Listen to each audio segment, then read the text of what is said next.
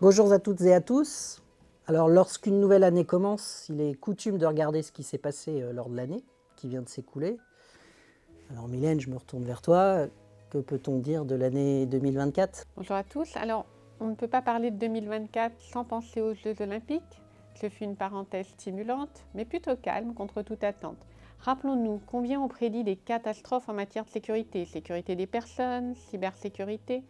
Pour certains d'entre nous, il a fallu travailler sur les risques cyber des JO. Finalement, cette préparation aux JO n'aura pas été vaine, elle nous a fait progresser et la récompense a été de ne pas avoir à affronter d'incidents significatifs et d'avoir pu profiter largement de ce grand moment de sport et de fête. Bien sûr, 2024, c'est aussi le développement de Nice 2, qui va concerner un grand nombre d'entreprises, un vrai palier à franchir, un objectif ambitieux, car on est sur une échelle vraiment inédite. Ensuite, sur le bilan de 2024, outre les tensions politiques, géopolitiques qui influent toujours plus sur les menaces cyber, on se doit de constater une inflation inquiétante, des vulnérabilités critiques qui nous donnent des sueurs froides, car nous devons à chaque fois patcher ou mettre en place des workarounds en toute urgence. Jusqu'à quand l'impunité des vendeurs de ces solutions insuffisamment éprouvées et qui peuvent nous mettre par terre? Est-ce que le CRA va être notre salut? Quelle sera la tendance en 2025? Alors on aura bientôt, et notamment à travers le baromètre, des statistiques un peu plus complètes, mais je pense que 2024 a été globalement une année rude. Un grand nombre d'organisations ont été touchées par des data breaches et autres cyberattaques, parmi elles les plus grands éditeurs et opérateurs, et nous avons eu un aperçu de ce risque systémique tant redouté, avec cette statistique qui se confirme, 50% de nos incidences cyber sont dues à nos tiers. Donc nous sommes tous plus ou moins reliés dans ces vastes écosystèmes et nous devons réfléchir ensemble à nos stratégies de cyberdéfense. Le CESIN est là pour ça et il ne cesse de grandir. Cette croissance est juste magnifique. Nous sommes désormais 1200 membres. Et justement, Fabrice, tu reprends la présidence du club. Alors comment tu vois cette nouvelle année 2025 sur le plan de la cyber en règle générale, mais aussi pour le club en particulier? Alors, effectivement, je vais avoir l'honneur de reprendre la présidence du club après qu'Alain et toi y étant œuvrés. Et ça va être un sacré challenge. J'espère être digne de mes prédécesseurs.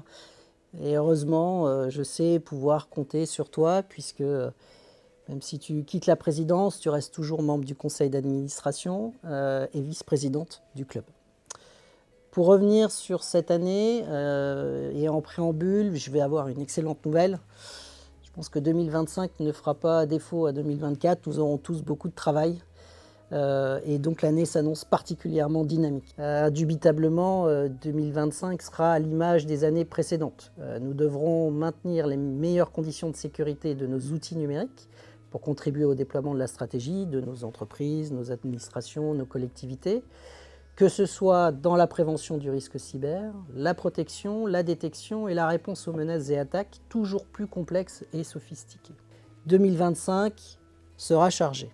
Évidemment, 2025 sera également l'année des réglementations, tout d'abord avec la conformité à DORA, sur laquelle nos pairs œuvrant dans les institutions financières et infrastructures de marché sont actifs déjà depuis 2023, et NIS 2, pour laquelle nous attendons toujours sa transposition en droit national, et qui impactera des milliers d'entreprises. Bref, un beau programme qui s'annonce.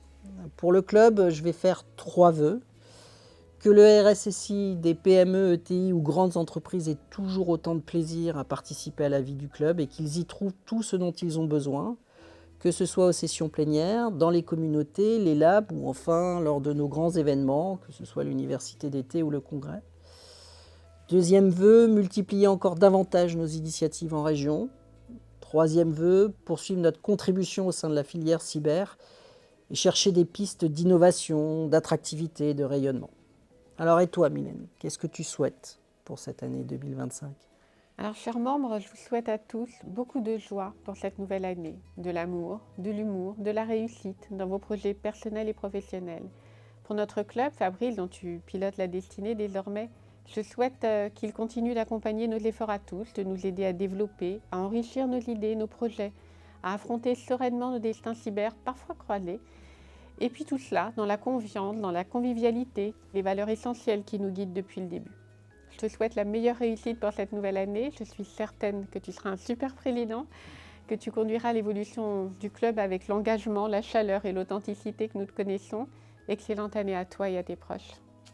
Merci Mylène et merci vraiment pour tout ce que tu as fait, notamment tout ce travail souvent fait dans l'ombre et qui a permis au club de devenir ce qu'il est. Je souhaite que tu puisses encore longtemps, malgré tout, pour un dernier vœu, continuer à nous régaler de ta plume cocasse et de tes réinterprétations de tubes célèbres lors des prochains congrès. Et à mon tour également, de vous souhaiter à toutes et à tous une superbe année 2025.